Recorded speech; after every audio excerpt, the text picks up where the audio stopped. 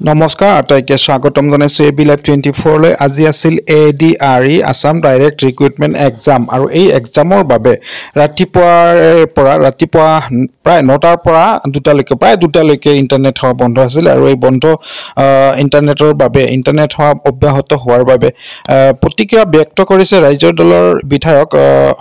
অখিল গগৈদেৱ শিৱসাগৰৰ বিধায়ক অখিল গগৈয়ে ব্যক্ত কৰিছে তেখেতৰ প্ৰতিক্ৰিয়া আৰু তেখেতৰ প্ৰতিক্ৰিয়া দেখুৱাবলৈ যত্ন কৰিছে এই ভিডিঅ'টোত চাই থাকিব যদি চেনেলটোত প্ৰথম হৈ আছে তেন্তে সাবস্ক্ৰাইব এটা কৰি দিবলৈ পাহৰি নাযাব ধন্যবাদ আটাইতকৈ ডাঙৰ কথা ইউপিএসসি পৰীক্ষা দিওঁতেও কোটো নেট নাকাটে ইউপিএসসি যে অল ইণ্ডিয়াত যে আটাইতকৈ ডাঙৰ পৰীক্ষাটো ইউপিএসসি নহয় জানো ইউপিএসসি পৰীক্ষাৰ কাৰণে নেট কাটিব নালাগে অসমত থাৰ্ড গ্ৰেড আৰু ফৰ্থ গ্ৰেডৰ পৰীক্ষাৰ কাৰণে মোবাইলটো নিবলৈ নিদিয়ে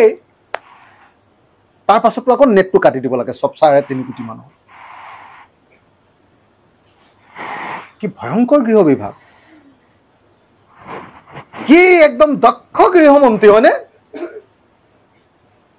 কি দক্ষ পুলিচ কি দক্ষ প্ৰশাসন দি দক্ষ সিস্টেম অসমৰ বোলে সৰ্বশ্ৰেষ্ঠ মুখ্যমন্ত্ৰীজন কোনবাই কয় নহয় অসমৰ বোলে সৰ্বশ্ৰেষ্ঠ মুখ্যমন্ত্ৰীৰ দিনৰ পৰীক্ষা কি পৰীক্ষা 3127টা পোষ্টৰ কাৰণে 12 লাখ মানুহৰ পৰীক্ষাৰ্থী পৰীক্ষা দিবলৈ যোৱা মানুহবিলাকে কোনেও মোবাইল নিব নোৱাৰিব মোবাইলটো নিব নোৱাৰাৰ পাছতো পৰীক্ষাৰ ভিতৰত আকৌ গোটেই অসমখনৰ নেটটো কাটি দিলে ইন্টাৰনেট সেৱা কাটি দিলে এনেকুৱা ভয়ংকৰ হিটলাৰী শাসন পৃথিৱীত কৰবাত আছে নেকি কক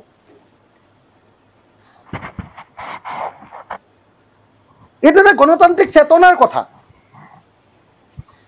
যে 3127টা পোষ্টৰ কাৰণে হোৱা এটা পৰীক্ষাত 3.5 কোটি মানুহৰ স্বাধীনতা হৰণ কোনেও কৰিব নোৱাৰে এটা কৰিব নোৱাৰে আৰু এটা গৃহ বিভাগ আছে য'ত মোবাইল ফোন নিবই নোৱাৰে তাত আকৌ ইন্টাৰনেট সেৱা কাটাৰ প্ৰয়োজন ক'ত য'ত ভাৰতবৰ্ষত ইউপিএসসি পৰীক্ষাৰ কাৰণে ইন্টাৰনেট সেৱা কাটিব নালাগে তাত অসমত থাৰ্ড গ্ৰেড আৰু ফৰ্থ গ্ৰেড পৰীক্ষাৰ কাৰণে ইন্টাৰনেট সেৱা দিনটোৰ কাৰণে ক'ত তেওঁলোকৰ নিজৰ কনফিডেন্স নাই নিজে মোবাইল কোনে লৈ যাব পাৰে সুৰক্ষাৰ দিশটো তেওঁলোকৰ মাজত নহয় মানে চৰকাৰখন একেবাৰে ব্যৰ্থ চৰকাৰখন একেবাৰে মানে কি ক'ব আপোনাৰ একদম অদৰকাৰী চৰকাৰ এখন হ'ল একেবাৰে অদক্ষ চৰকাৰ এখন